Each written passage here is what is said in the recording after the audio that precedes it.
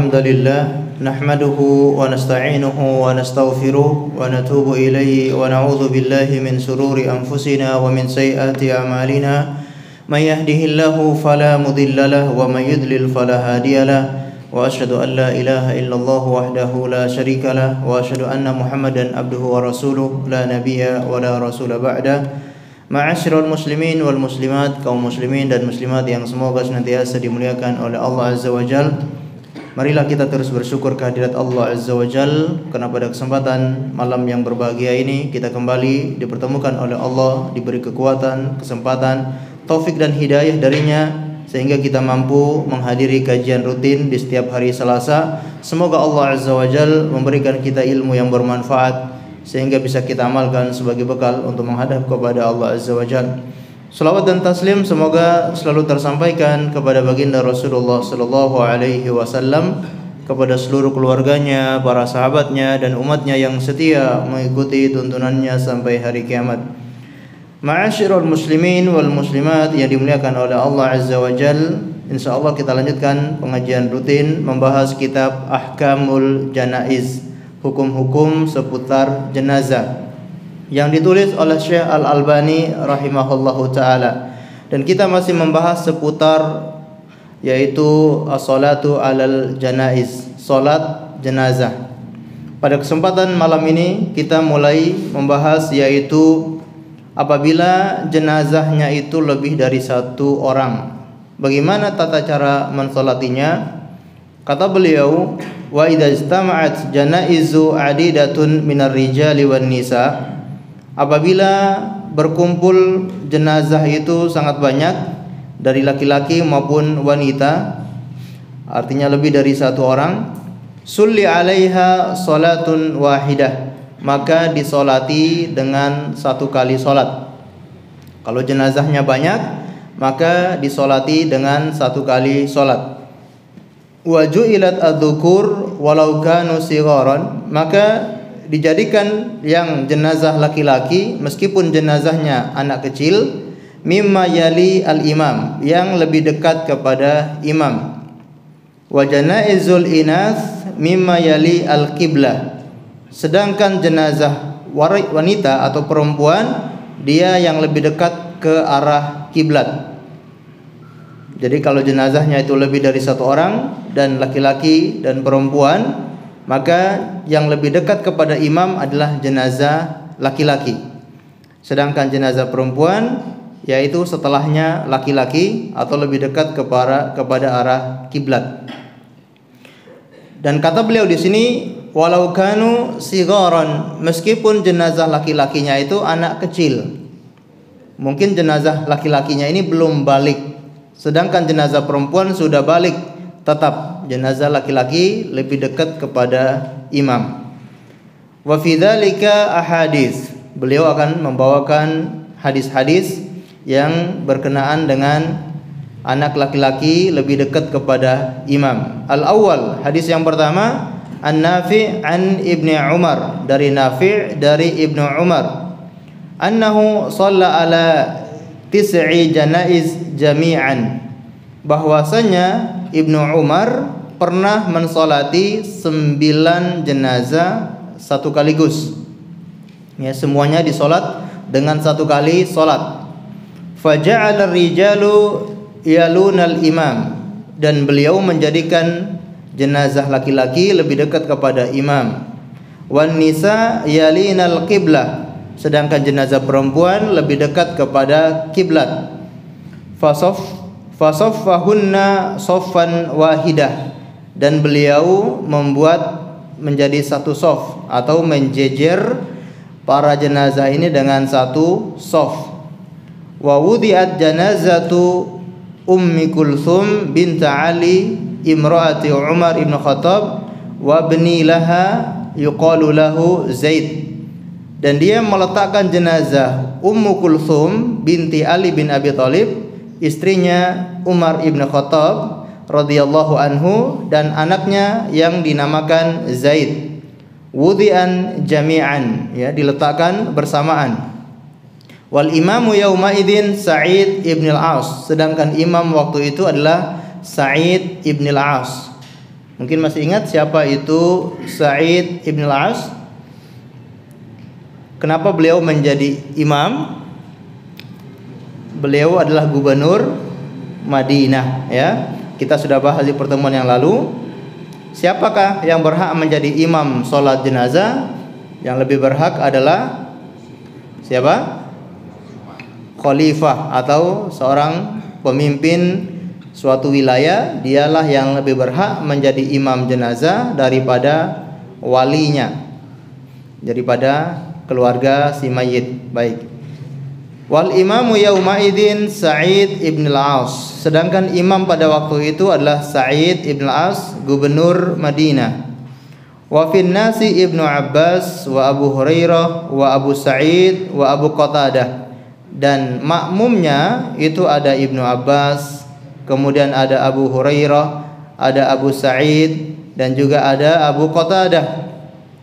Makmumnya bukan orang-orang sembarang. Ini makmumnya para ulama semua. Tapi yang menjadi imam tetap siapa? Sa'id ibn al-As, gubernur, ya. Wa wada'al gulam mimma yali al-imam. Dan diletakkan anak laki-laki tadi yang masih kecil, yaitu anaknya Ummu Kulthum, lebih dekat kepada imam. Faqala rajulun, maka ada orang yang berkata, fa ankara dzalik, ya, dia mengingkari hal tersebut. Fanadartu ila Ibni Abbas fa ankartu dzalik. Aku mengingkari itu dan aku melihat kepada Ibni Abbas wa Abu Hurairah, dan juga Abu Hurairah wa Abi Sa'id wa Abi Qatadah. Dia melihat anak laki-laki yang masih kecil ini belum balik diletakkan dekat imam, sedangkan Ummu Kulthum dan wanita-wanita yang lainnya diletakkan yaitu lebih jauh dari imam. Dia merasa mengingkari perbuatan ini. Ini belum balik kok diletakkan dekat dengan imam. Maka dia melihat kepada Abu Hurairah, kepada Ibni Abbas, kepada Abi Sa'id, dan juga kepada Abu Qatadah. Faqultu ma hadza? Aku katakan, apa ini? Bagaimana bisa seperti ini? Qalu hiya sunnah. Mereka menjawab, inilah sunnah. Sunnahnya Rasulullah sallallahu alaihi wasallam meletakkan jenazah laki-laki lebih dekat kepada imam walaupun jenazahnya itu masih anak kecil. Baik, di sini kita mendengar ada sebuah nama yaitu Ummu Kulthum binti Ali ibni Abi Thalib. Ini yang pernah dilamar oleh sahabat Umar ibn Khattab ketika beliau masih kecil. Ketika Ummu Kulthum masih kecil, sahabat Umar ibn Khattab yang ketika itu menjadi khalifah pernah datang melamar Ummu Kulthum. Lalu Ali bin Abi Thalib mengatakan dia masih kecil.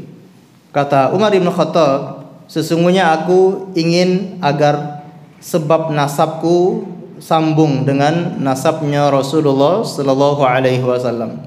Jadi beliau menikahi Ummu Kulthum karena Ummu Kulthum ini anaknya Fatimah. Umar bin Khattab ingin punya istri dari nasabnya Rasulullah sallallahu alaihi wasallam.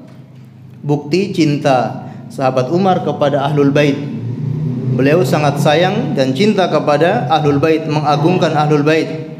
Berbeda dengan orang-orang Syiah yang menuduh Umar bin Khattab itu sangat benci dengan Ahlul Bait. Justru ini buktinya. Umar bin Khattab ingin menikah dengan Ummu Kulthum, sebabnya bukan karena kecantikannya, padahal ini masih kecil anaknya, belum balik. Tetap Umar ingin agar istrinya itu dari keturunan Rasulullah sallallahu alaihi wasallam. Sehingga pada akhirnya Umar bin Khattab menyingkap betis Ummu Kulthum, lalu dia berkata, seandainya kalau engkau bukan khalifah, akan aku hancurkan batang hidungmu. Ini anak kecil, tapi begitu dia mulia, menjaga harga dirinya. Karena ini juga dibolehkan bagi seorang laki-laki yang ingin nazar, melihat wanita, boleh melihat betis calon istrinya tersebut. Nah, ini yang pernah dilihat oleh Umar bin Khattab betisnya, lalu dia mengatakan, kalau bukan engkau itu Amirul Mukminin, akan aku hancurkan batang hidungmu tersebut. Allahu a'lam bishawab. Maka beliau meninggal dunia dan juga anaknya yang bernama Sa'id lalu disolatkan satu kaligus, dan imam pada saat itu adalah Sa'id ibn al-As radhiyallahu taala anhu. Baik, ini dalil kalau jenazah laki-laki lebih dekat kepada imam. Kemudian ya, ada hadis yang lain namun tidak kita baca karena sama ya, yaitu dalil tentang jenazah laki-laki lebih dekat kepada imam. Poin berikutnya adalah wa yajuzu ayyusalla ala kulli wahidin minal janaiz salatun li'annahu al-asl. Dan dibolehkan untuk mensolati tiap-tiap jenazah itu satu kali solat. Masing-masing jenazah disolati dengan masing-masing solat, masing-masing solat jenazah. Li'annahul asl, karena itulah yang aslinya. Harusnya seperti itu. Setiap jenazah itu satu kali solat. Jadi kalau jenazahnya ada 5 orang, maka 5 kali solat. Itu hukum asalnya. Karena tiap-tiap orang, tiap-tiap jenazah punya hak untuk mendapati, untuk disolati. Dia punya hak untuk disolati oleh kaum muslimin. Semakin disolati oleh kaum muslimin, maka dia semakin dapat pahala dari doa-doa kaum muslimin. Nah, di sini kata beliau dibolehkan untuk mensolati satu orang satu kali solat. Baik. Karena itulah hukum asalnya. Wali anna Nabi sallallahu alaihi wasallam fa'ala dzalika fi syuhada'i Uhud.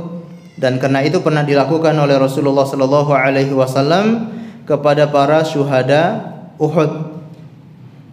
Ketika para syuhada Uhud meninggal dunia, Rasulullah mensolati tiap-tiap orang dengan masing-masing salat. Wa fi dzalika haditsan. Dalam masalah ini ada 2 hadis. Hadis yang pertama an Abdullah ibn Zubair ya, yang pernah kita bahas sebelumnya, yaitu Rasulullah mensolati tiap-tiap jenazah satu solat. Atsani, hadis yang kedua an Ibnu Abbas berkata, dari Ibnu Abbas berkata, lamma waqafa Rasulullah sallallahu alaihi wasallam ala Hamzah amara bihi fahuyi ila qiblah. Ketika Rasulullah sallallahu alaihi wasallam ingin mensolati jenazahnya Hamzah bin Abdul Muttalib, beliau memerintahkan untuk diletakkan di arah kiblat. Tsumma kabbara alaihi tis'an. Kemudian beliau mensolati jenazah Hamzah dengan 9 takbir. Baru dengar ya, salat jenazah ada 9 takbir. Insyaallah nanti ada pembahasan khusus tata cara salat jenazah. Beliau mensolati dengan 9 takbir. Tsumma jama'a ilaihi syuhada. Kemudian beliau mengumpulkan syuhada yang lainnya. Kullama utiya bi syahidin wudiya ila Hamzah wa shalla alaihi. Ya, tiap kali jenazah didatangkan, dia datangkan yaitu di dekatnya jenazah Hamzah, kemudian salat atas jenazah tersebut. Wala syuhada'i ma'ahu hatta shalla alaihi. Ya, begitupun seterusnya sampai selesai para syuhada tersebut. Wa syuhada itsnaini wa sab'ina salatan. Dan ketika mensolati salat jenazah syuhada ini sekitar 72 kali salat. Bayangkan ya, beliau mensolati sebanyak 72 kali salat. Saking banyaknya para syuhada Uhud. Ini menjadi dalil kalau tadi ya itu dikumpulkan menjadi satu dengan 1 kali salat selesai. Namun di sini dibolehkan. Misalkan kita ingin mensolati tiap-tiap orang dengan 1 salat, maka boleh juga dilakukan seperti itu. Sebagaimana yang dilakukan oleh Rasulullah sallallahu alaihi wasallam. Dan beliau membawakan beberapa dalil yang lain. Namun kita langsung saja, beliau menukilkan perkataan Imam An-Nawawi. Qala An-Nawawi fil Majmu' Syarhul Muhadzab. Berkata Imam An-Nawawi, wattafaqu ala anna al-afdal ay yufrada kullu wahidin bi salatin. Para ulama itu bersepakat bahwasannya yang lebih afdal adalah mensolati jenazah tiap orang 1 salat. Masing-masing ya, disolati masing-masing. Illa sahiba at-tatannimah ya. At-tannimah ya. Kecuali at-tatimmah ya. Illa sahiba at-tatimmah. kecuali pengarang buku At-Tatimmah. Semua ulama sepakat yang lebih afdol itu sholat jenazah itu masing-masing sholat, kecuali pengarang buku At-Tatimmah. Ya, ada ulama yang mengarang buku namanya At-Tatimmah. Beliau adalah Abdurrahman bin Ma'mun ibni Ali ibni Ibrahim al-Mutawalli. Ya, wafat tahun 478 Hijriah, yang dikenal dengan Abu Sa'id, ya, al-Mutawalli.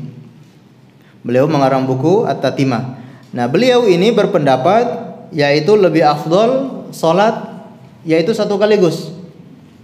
Salat jenazah satu kaligus, semua orang dikumpulkan jadi satu, lalu salat satu saja selesai. Ini yang berpendapat demikian. Fajazama bi anna al-afdal ay yusalli alaihim duf'atan wahidah. Nah, pengarang buku At-Tatimmah ini beliau menjazmkan, menekankan bahwa yang lebih afdal itu salat dengan satu kaligus, ya. Lianna fihi ta'jil ad-dafni wa huwa ma'murun bihi. Karena pada yang demikian itu lebih mempercepat pemakaman. Bayangkan seperti syuhada Uhud tadi salat berapa kali? 72 kali. Berarti menghambat pemakaman. Tapi kalau disolati satu kaligus, otomatis mempercepat pemakaman, dan itu diperintahkan, dianjurkan oleh Rasulullah untuk menyegerakan mengurus jenazah termasuk pemakamannya. Nah, tentu lebih afdal. Ini menurut pendapat beliau, Sahibu At-Tatimmah. Wal madhabul awal, sedangkan madhab yang pertama, ya, yaitu yang mana? Imam An-Nawawi, ya. Madhabul awal yaitu pendapatnya Imam An-Nawawi, atau beliau menukilkan para ulama itu bersepakat yang lebih afdal itu masing-masing satu solat. Itu alasannya apa? Li'annahu aktsaru amalan. Karena yang demikian itu lebih banyak pahalanya, lebih banyak amalannya. Kita yang mensolati juga lebih banyak pahalanya, ya. Tiap orang disolati tentu pahalanya lebih banyak. Wa arjalil qabul, dan lebih mudah, lebih cepat untuk dikabulkan. Jadi kita ada 40 orang misalkan, tiap orang jenazah disolati. Setiap 40 orang ini mendoakan khusus fokus kepada satu orang, tentu lebih cepat untuk dikabulkan oleh Allah Azza wa Jalla. Walaysa huwa ta'khiran katsiran, dan yang demikian itu tidak mengakhirkan terlalu banyak atau tidak terlalu mengakhirkan pemakaman, ya. Kalau kita solati masing-masing orang dengan solat masing-masing, itu pun tidak akhir-akhir banget, tidak menghambat banget, gitu kan? Menurut pendapat atau mazhab yang pertama.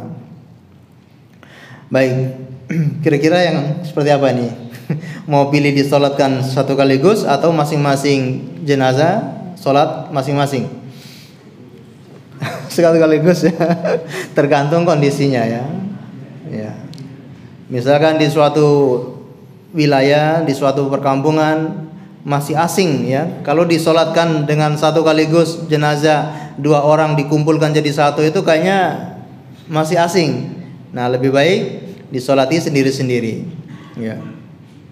Tapi kalau kondisinya mengharuskan kita solat satu kaligus, ketika ada musibah dan yang meninggal itu ratusan bahkan mungkin ribuan, gimana kalau kita solat masing-masing? Ini tentu sangat menghambat. Maka di sini kita memilih pendapat yaitu mensolati satu kaligus, ya. Terutama seperti di dua masjid suci, Masjidil Haram dan Masjid An-Nabawi. Bagaimana kalau tiap-tiap orang itu disolati, padahal jenazahnya itu banyak, jamaahnya sudah keburu buyar. Setelah salam saja sudah semua siap-siap untuk buyar.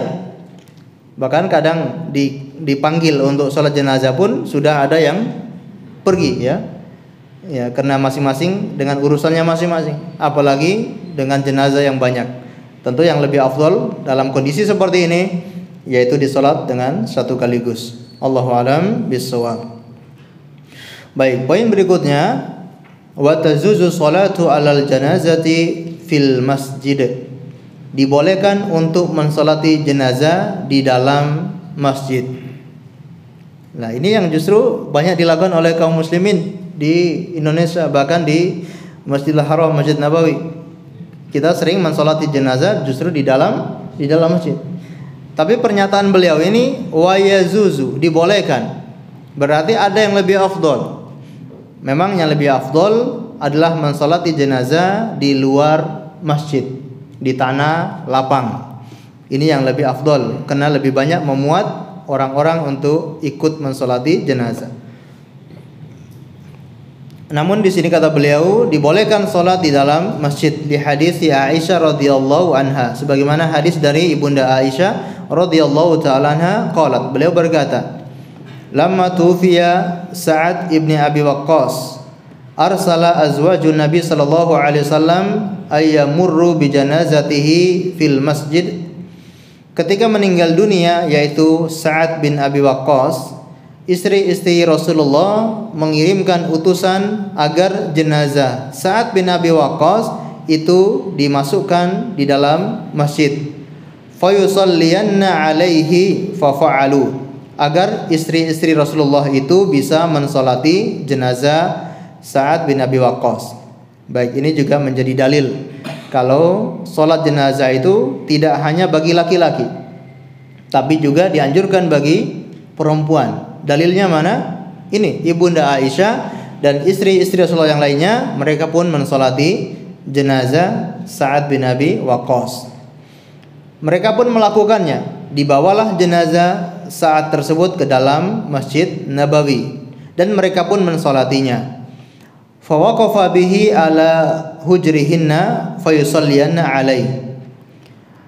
Akhraja bihi min babil janaz allati kana ilal maqa'id.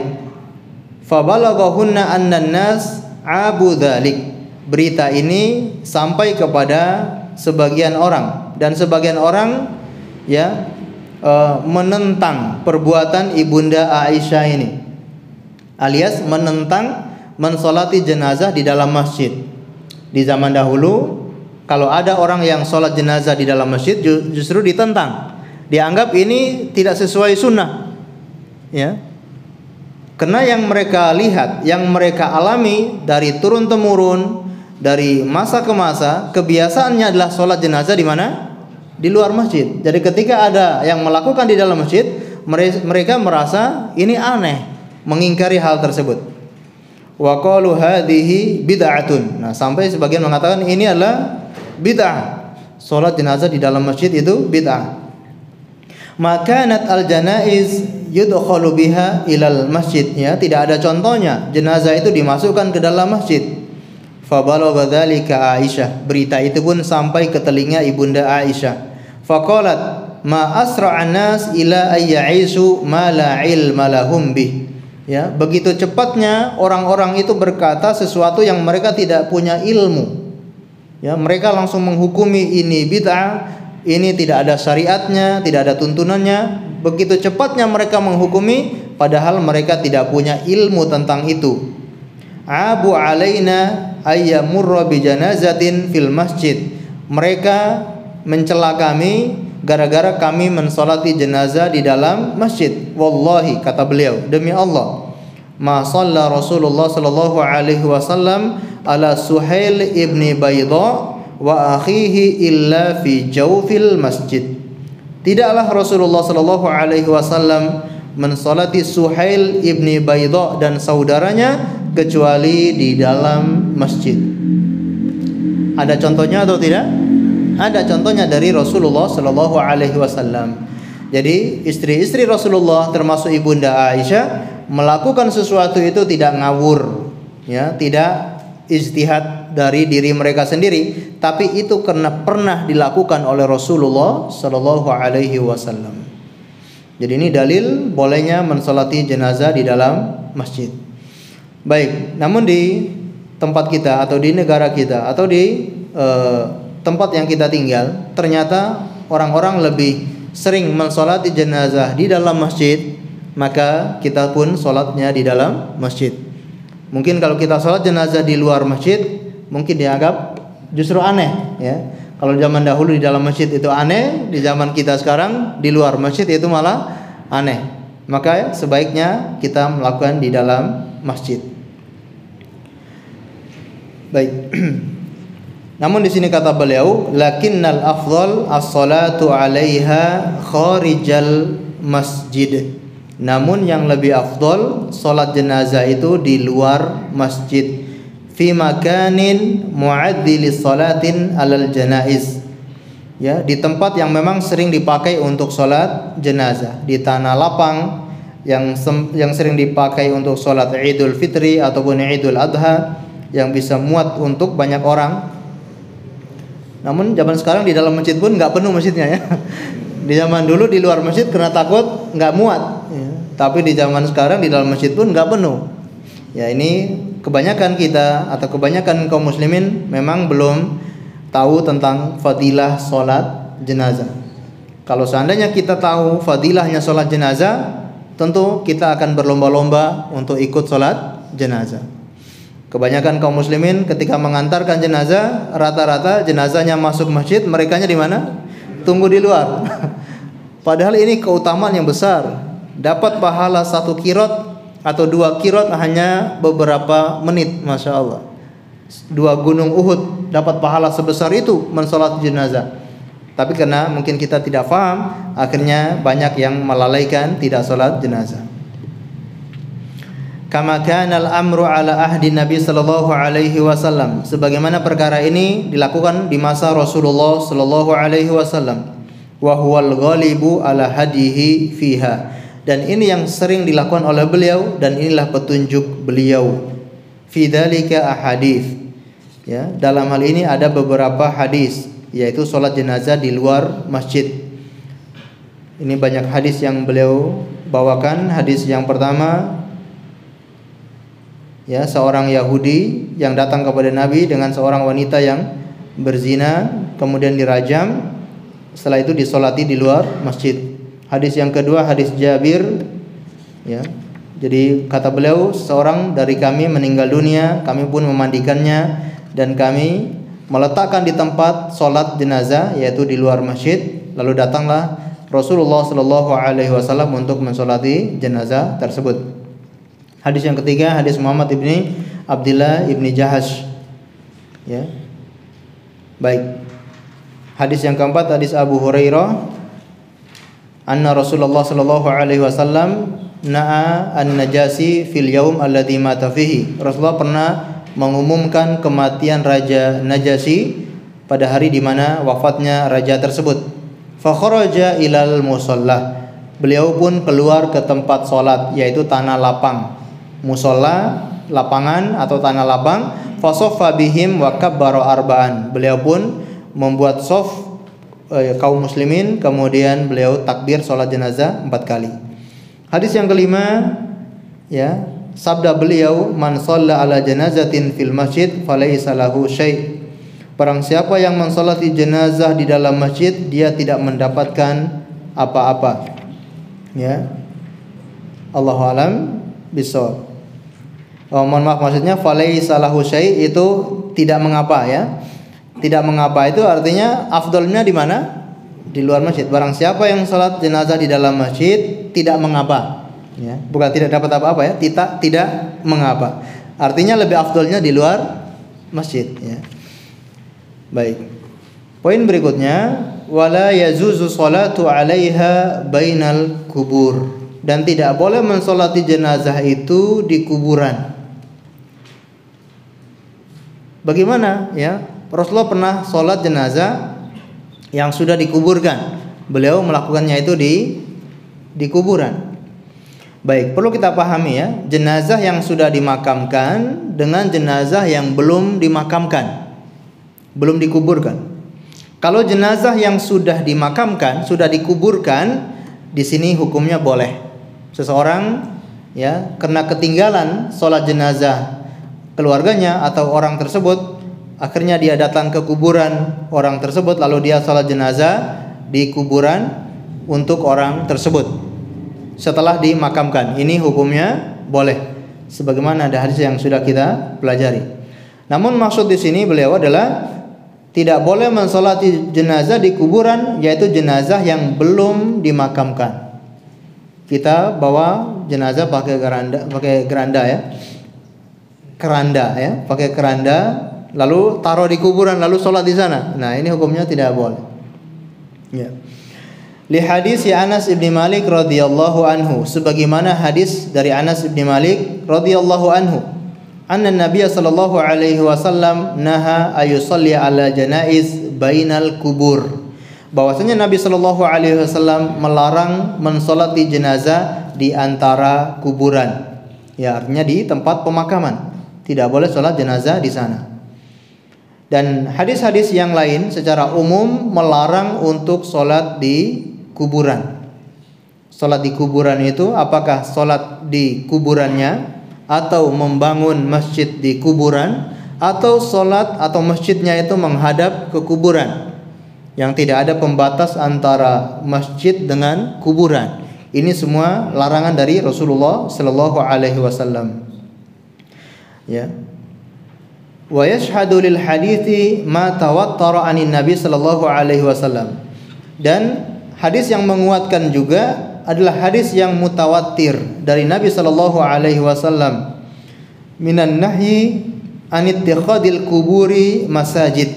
Larangan beliau menjadikan kuburan sebagai masjid. Ini jelas ya. Atau dalam riwayat yang lain, la'natullahi 'alal yahudi wan nasara ittakhadhu qubur anbiya'ihim masajida.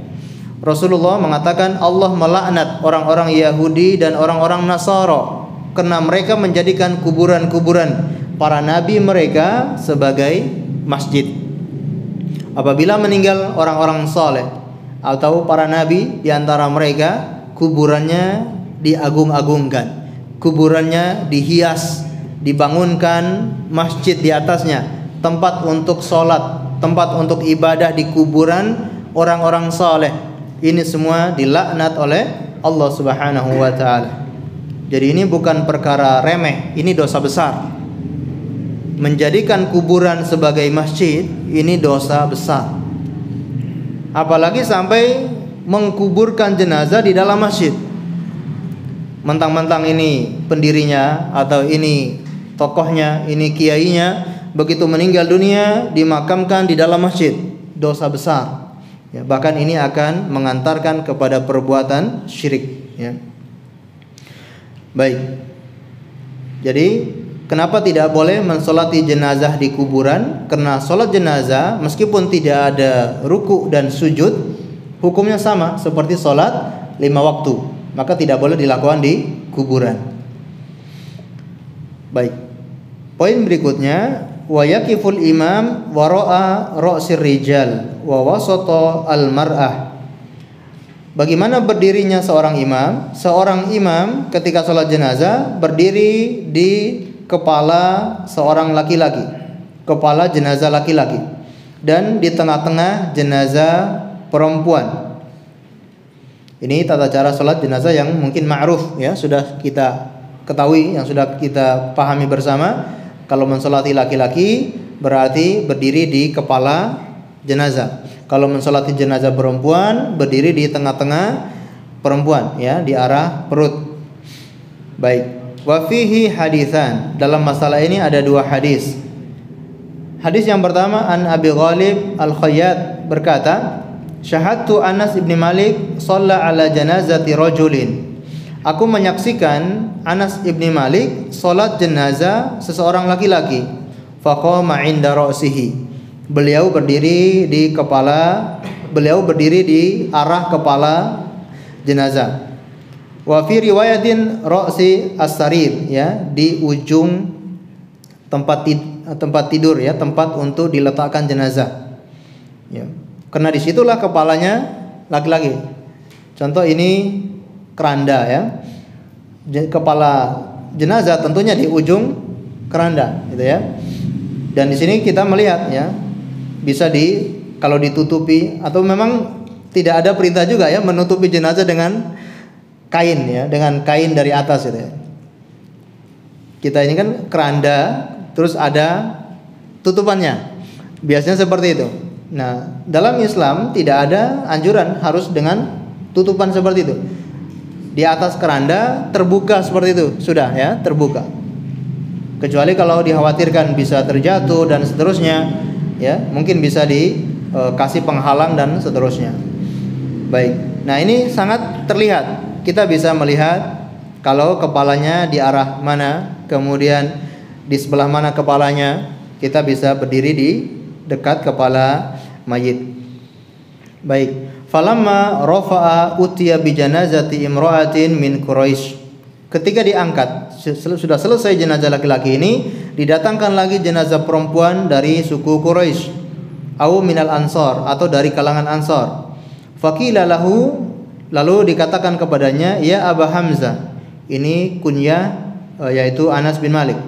Ya Aba Hamzah, hadhihi janazatu fulana ibnati fulan fa shalla alayya. Ini jenazah fulana binti fulan, maka salatilah ia. Fa shalla alaiha. Anas bin Malik pun mensolatinya. Faqama wasataha. Beliau pun berdiri di tengah-tengah jenazah. Wa fi riwayatin inda azizatiha, ya, yaitu di area tengah. Wa alaiha na'sun ahdar.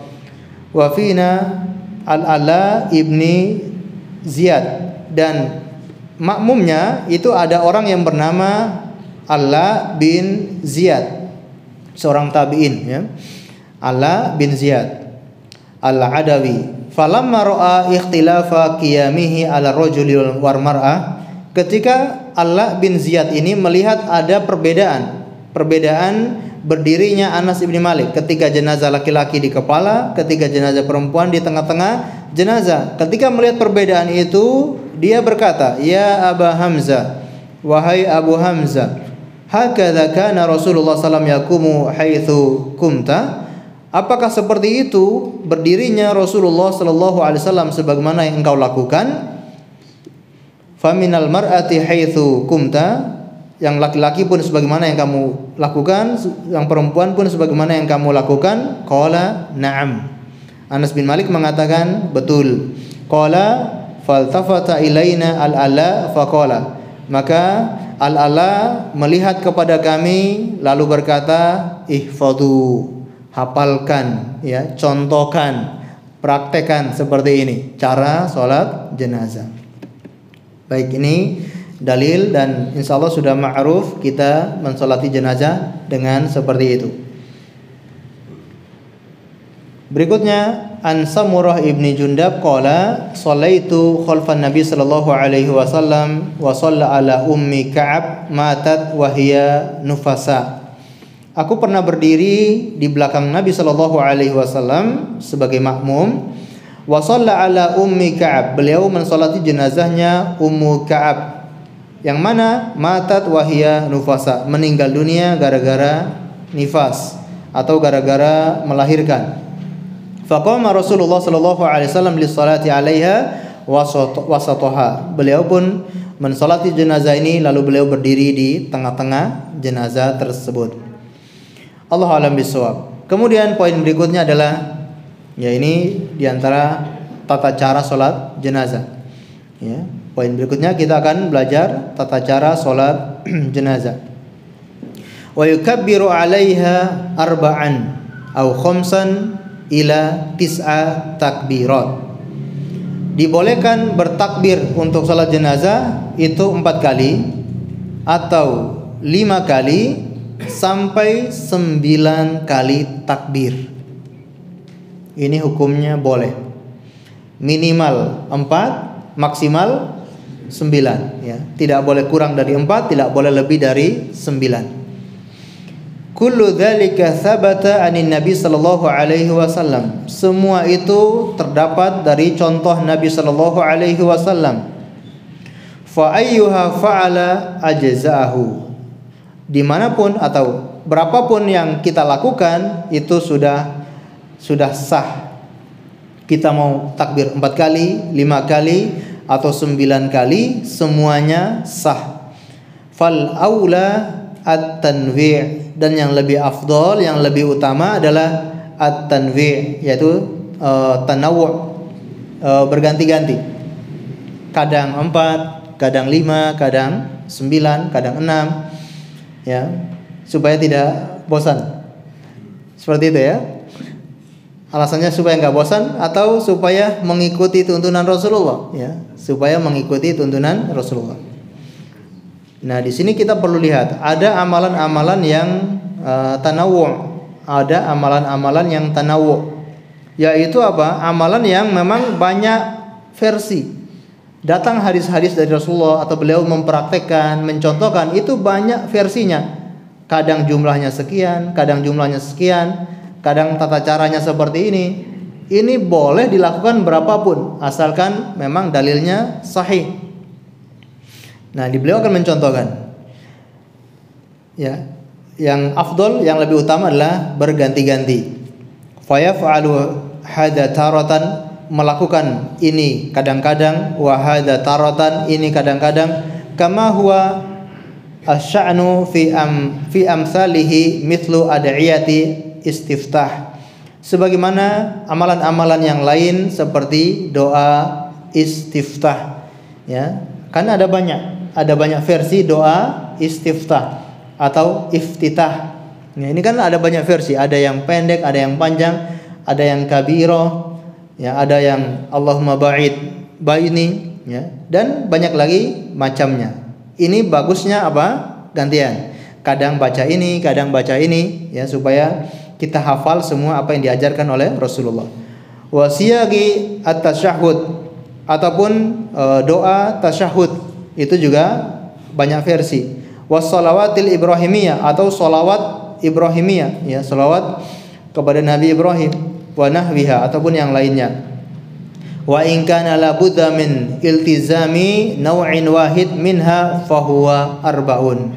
Tapi kalau tidak memungkinkan untuk berganti-ganti, harus satu saja, maka yang lebih utama kita memilih 4 takbir. Kalau berganti-ganti itu bikin masyarakat jadi bingung. Ya, kita sudah takbir 5 kali aja udah bingung. Ya, karena mungkin belum pernah mendengar, ya, hadis ini.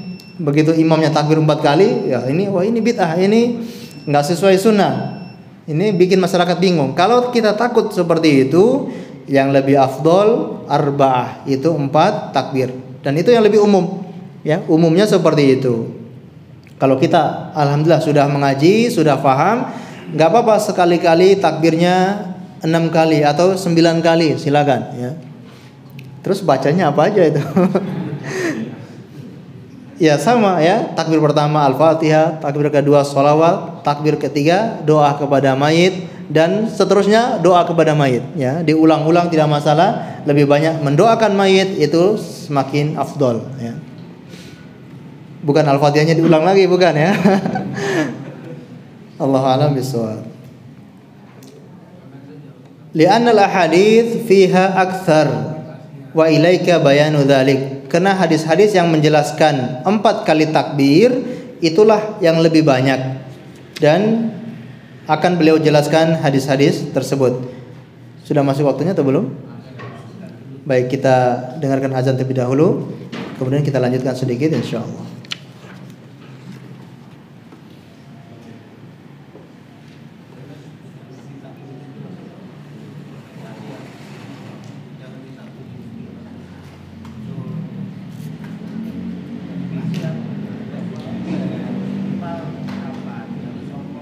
Allahu Akbar, Allahu Akbar,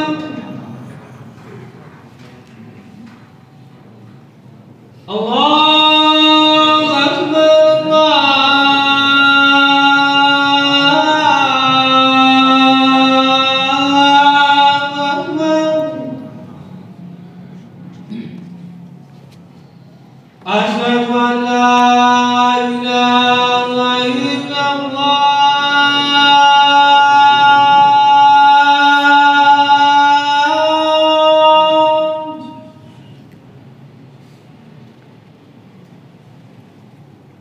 Asyhadu an la ilaha illallah.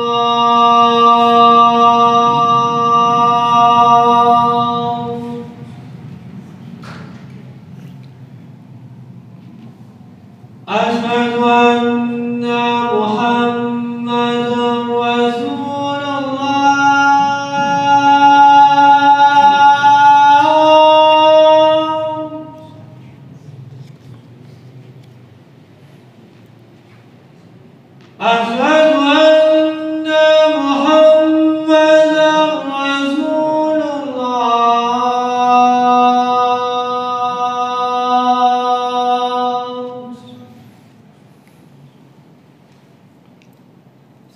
حي على الصلاة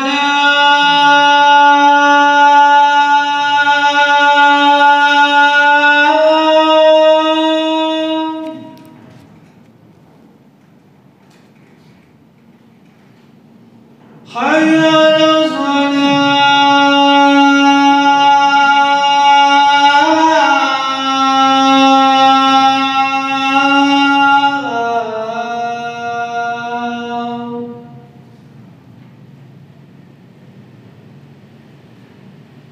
حي على الفلاح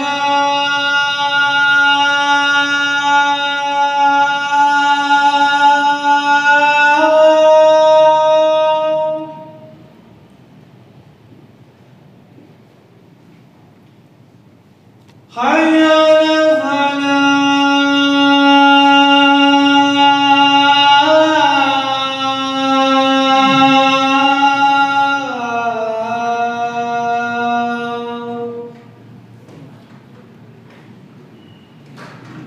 الله أكبر الله أكبر لا إله إلا الله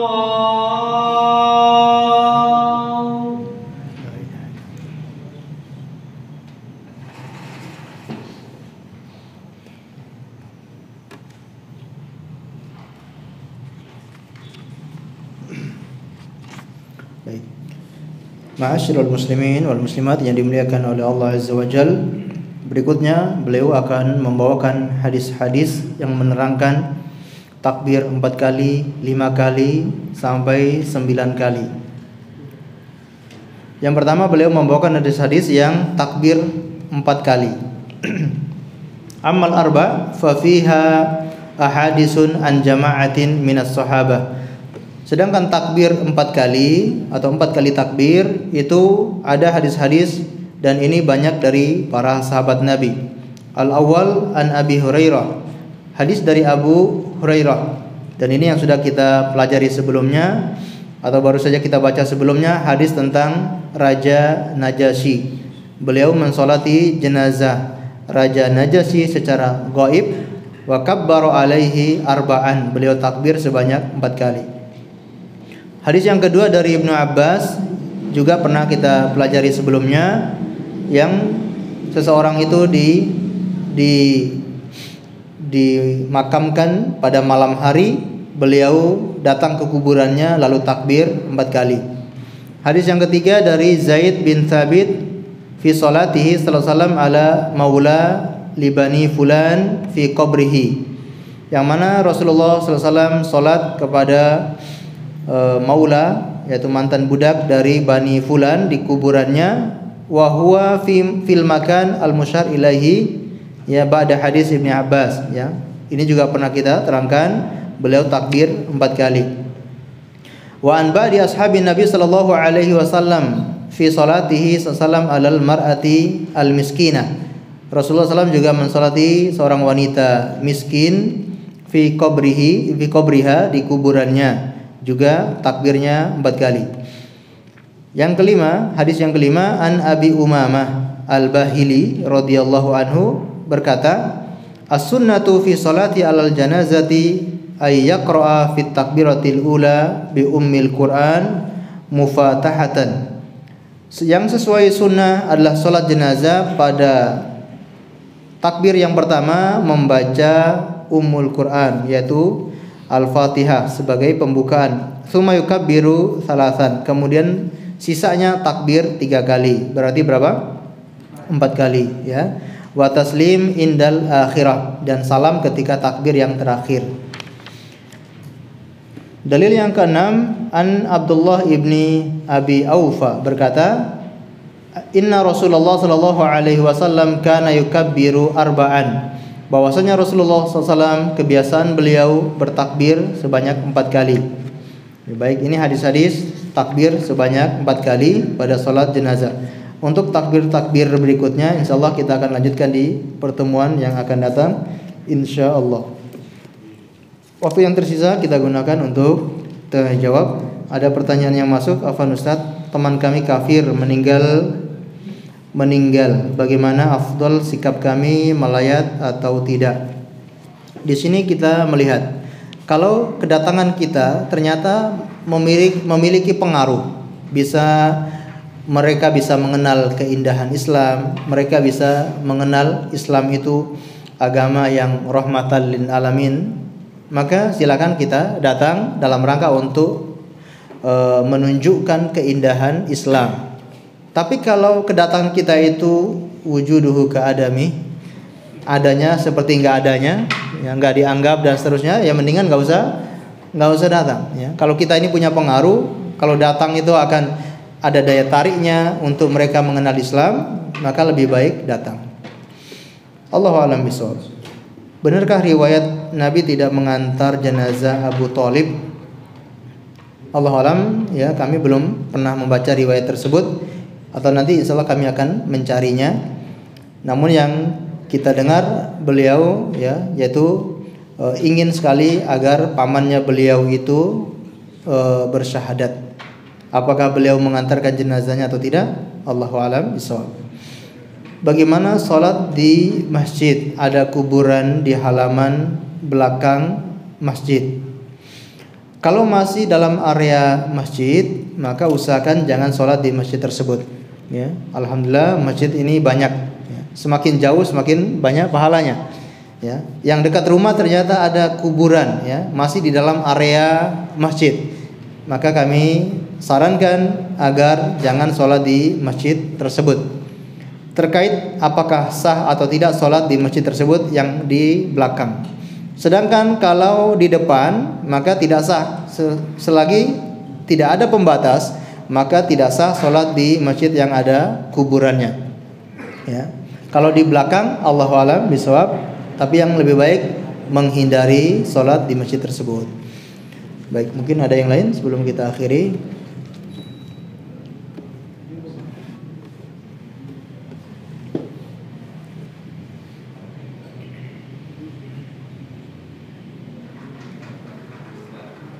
Silakan.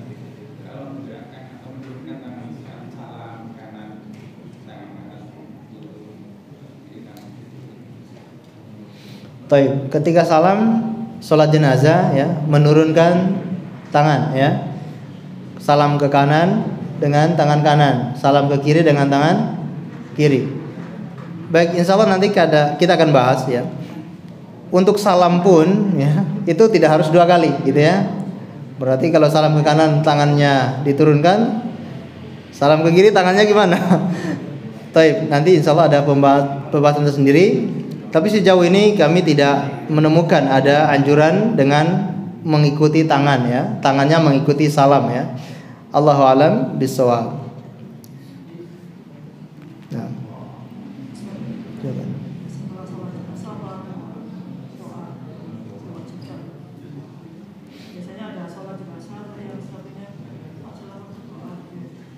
Baik, sebetulnya sholat jenazah itu adalah mendoakan mayit. Sehingga tidak perlu ada lagi doa. Ya, doa kita itu sudah saat sholat jenazah. Ya, jadi doa setelah sholat, ya, ini apa ya? Hanya tradisi atau pelengkap saja. Ya, hanya tradisi atau pelengkap. Ya, jadi sudah selesai kita doa di sholat jenazah tersebut dan tidak ada kaitannya dengan sholat ya. Dia sudah terlepas dari sholat. Tidak ada hubungannya dengan sholat. Nah, kita mendoakan itu ya seperti doa jenazah pada umumnya, ya, seperti sholat jenazah pada umumnya. Mohon maaf, seperti doa jenazah pada umumnya, yaitu kita mendoakan jenazah fulan, ya seperti itu. Jadi tidak ada hubungannya dengan sholat. Sholat sudah selesai ketika salam, berarti sudah selesai sholat jenazah. Ya, apakah dianjurkan? Allahu a'lam bishawab. Ya, kita sholat itu sudah selesai ya. Sudah selesai, tidak ada lagi doa untuk si mayit. Namun apakah dilarang? Ya. Apakah dilarang? Ya, tentunya juga tidak ada larangan untuk mendoakan si mayit dalam masalah tersebut ya. Tapi kalau dikhawatirkan masyarakat menganggap ini bagian dari sholat jenazah, mendingan ditinggalkan ya. Selesai sholat sudah kita mengangkat jenazah ke kuburan. Begitu yang sering dilakukan di Masjidil Haram, Masjid An-Nabawi. Begitu imam selesai langsung rebutan jenazah ini diangkat, tidak perlu ada doa untuk si mayit lagi. Ya, Allahu a'lam bishawab. Baik, sampun.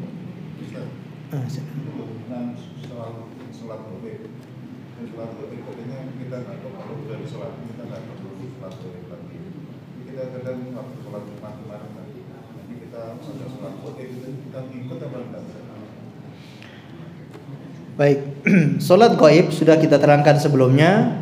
Kalau sudah ada kaum muslimin yang mensolatinya, maka sudah gugur kewajiban kaum muslimin yang lain. Sholat gaib itu dianjurkan kapan? Ketika tidak ada yang mensolati.